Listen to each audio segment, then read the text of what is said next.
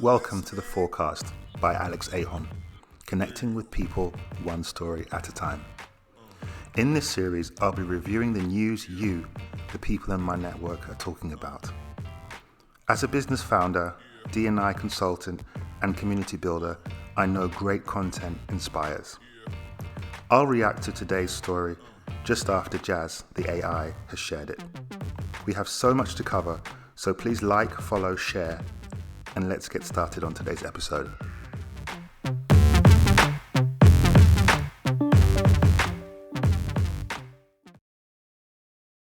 Proof that positive work cultures are more productive. Too many companies bet on having a cutthroat, high-pressure, take-no-prisoners culture to drive their financial success. But a large and growing body of research on positive organizational psychology demonstrates that not only is a cutthroat environment harmful to productivity over time, but that a positive environment will lead to dramatic benefits for employers, employees, and the bottom line. Although there's an assumption that stress and pressure push employees to perform more, better, and faster, what cutthroat organizations fail to recognize is the hidden costs incurred. First, healthcare expenditures at high-pressure companies are nearly 50% greater than at other organizations. The American Psychological Association estimates that more than $500 billion is siphoned off from the U.S. economy because of workplace stress, and 550 million workdays are lost each year due to stress on the job. 60% to 80% of workplace accidents are attributed to stress, and it's estimated that more than 80% of doctor visits are due to stress. Workplace stress has been linked to health problems ranging from metabolic syndrome to cardiovascular disease and mortality. The stress of belonging to hierarchies itself is linked to disease and death. One study showed that, the lower someone's rank in a hierarchy, the higher their chances of cardiovascular disease and death from heart attacks. In a large-scale study of over 3,000 employees conducted by Anna Nyberg at the Karolinska Institute, results showed a strong link between leadership behavior and heart disease in employees. Stress-producing bosses are literally bad for the heart. Insight Center. Second is the cost of disengagement. While a cutthroat environment and a culture of fear can ensure engagement and sometimes even excitement for some time, research suggests that the inevitable stress it creates will likely lead to disengagement over the long term. Engagement in work, which is associated with feeling valued, secure, supported, and respected, is generally negatively associated with a high-stress, cutthroat culture. And disengagement is costly. In studies by the Queen's School of Business and by the Gallup organization, disengaged workers had 37% higher absenteeism, 49% more accidents, and 60% more errors and defects. In organizations with low employee engagement scores, they experienced 18% lower productivity, 16% lower profitability, 37% lower job growth, and 65% lower share price over time. Importantly, businesses with highly engaged employees enjoyed 100% more job applications. Lack of loyalty is a third cost. Research shows that workplace stress leads to an increase of almost 50% in voluntary turnover. People go on the job market, decline promotions, or resign. And the turnover costs associated with recruiting, training, lowered productivity, lost expertise, and so forth, are significant. The Center for American Progress estimates that replacing a single employee costs approximately 20% of that employee's salary. For these reasons, many companies have established a wide variety of perks from working from home to office gyms. However, these companies still fail to take into account the research. A Gallup poll showed that, even when workplaces offered benefits such as flextime and work-from-home opportunities, engagement predicted well-being above and beyond anything else. Employees prefer workplace well-being to material benefits. Well-being comes from one place, and one place only, a positive culture. Creating a positive and healthy culture for your team rests on a few major principles. Our own research, see here and here, on the qualities of a positive workplace culture boils down to 6 essential characteristics. Caring for, being interested in, and maintaining responsibility for colleagues as friends. Providing support for one another, including offering kindness and compassion when others are struggling. Avoiding blame and forgive mistakes. Inspiring one another at work. Emphasizing the meaningfulness of the work. Treating one another with respect, gratitude, trust, and integrity. As a boss, how can you foster these principles? The research points to 4 steps to try. 1. Foster social connections.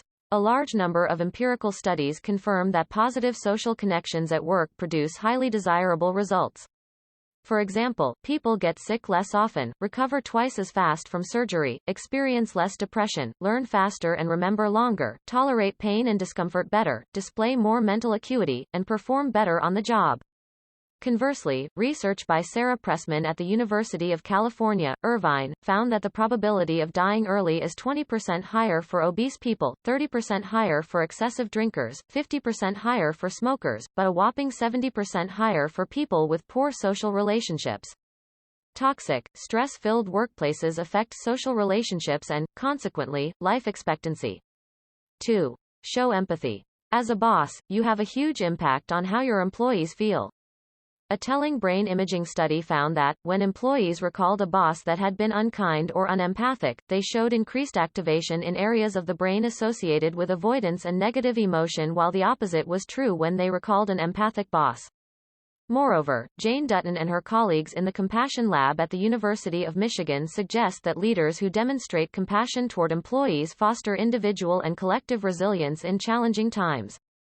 3. Go out of your way to help.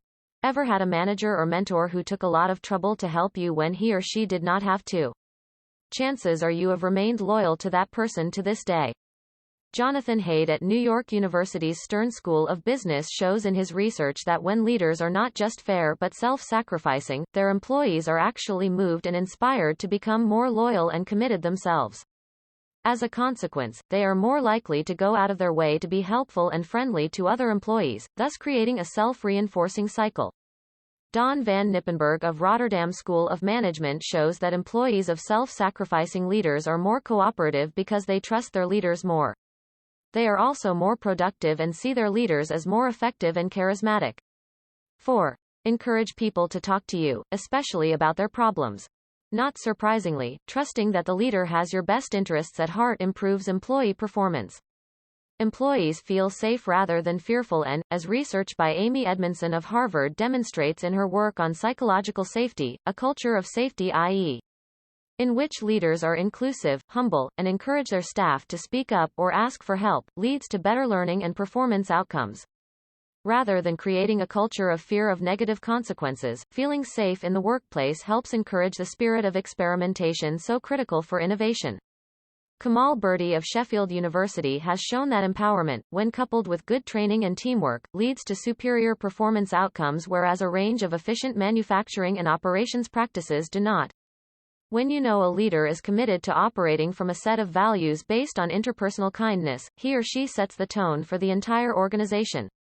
In Give and Take, Wharton professor Adam Grant demonstrates that leader kindness and generosity are strong predictors of team and organizational effectiveness. Whereas harsh work climates are linked to poorer employee health, the opposite is true of positive work climates where employees tend to have lower heart rates and blood pressure as well as a stronger immune systems. A positive work climate also leads to a positive workplace culture which, again, boosts commitment, engagement, and performance. Happier employees make for not only a more congenial workplace but for improved customer service. As a consequence, a happy and caring culture at work not only improves employee well-being and productivity but also improved client health outcomes and satisfaction. In sum, a positive workplace is more successful over time because it increases positive emotions and well-being. This, in turn, improves people's relationships with each other and amplifies their abilities and their creativity. It buffers against negative experiences such as stress, thus improving employees' ability to bounce back from challenges and difficulties while bolstering their health. And, it attracts employees, making them more loyal to the leader and to the organization as well as bringing out their best strengths. When organizations develop positive, virtuous cultures, they achieve significantly higher levels of organizational effectiveness, including financial performance, customer satisfaction, productivity, and employee engagement. Hey, and welcome back. That was all about the impact of negative or even neutral workspaces. I have about 20 years experience in a wide range of workplaces and cultures. So many colleagues and friends come to mind. But what makes a lasting impression? That was a great article because it gave proof and evidence to what we all already know. Of course, many bosses and companies still ignore it, unfortunately. Positivity matters. Fear and mistrust isn't sustainable. Let me share a personal story. Shout out to Mary for messaging me and instigating this part. When I was younger, I was fascinated by travel, different cultures, sites, all of that stuff. I like to think it was because I was reading so much, but I guess really I was watching too much TV at the time. Apart from playing a lot of sports growing up, I was really interested, as I said, in hospitality. And I thought to myself, it was an area that I wanted to work in when I was older. If I'm honest, I studied hospitality and international business at university because of the way I was treated on holiday by other people, or when I traveled to different cities, different parts of the country. It was the people I met in the streets, in those resorts, and of course, the people on the trains, the buses, the air stewards and stewardesses. All of those people made me feel a sense of belonging, a sense of inclusion. It was a positive vibe. Now, I worked in small bars and restaurants, private members clubs, and much bigger companies like Apple. I can 100% confirm that those teams who were intentional about culture and creating positive spaces were successful on a level that others weren't. Now, I'm not naive. I know it's not all unicorns and rainbows, but yes, I've also worked on the other side. I've been in teams where the focus is not about supporting people. I guess the point I'm trying to make is that I've seen environments where money above everything is important. I've walked into bathrooms where people are crying. I've seen fistfights in team meetings. That level of toxicity is not sustainable or acceptable anymore. And I say anymore because studies show that these days people are much less likely to accept horrible bosses and poor culture. I'm so happy to talk about it because not long ago it was a taboo. Unfortunately, it still is in some locations and industries. But I'm committed to changing that one story at a time, with your help, of course. Have you been in a toxic workplace? Where would you like to work and why? Let me know. If you didn't have a chance to listen to the reading, please do. There are some great anecdotes and lots of data. Did you know that 60 to 80% of workplace accidents and poor health are attributed to stress? The article recommends business leaders to show empathy, help others, and build better connections. When we don't, retention rates decrease, productivity drops, and there are very real financial costs for that. Thanks for listening. This is Alex Ahom on The Forecast. See you next time. Yeah.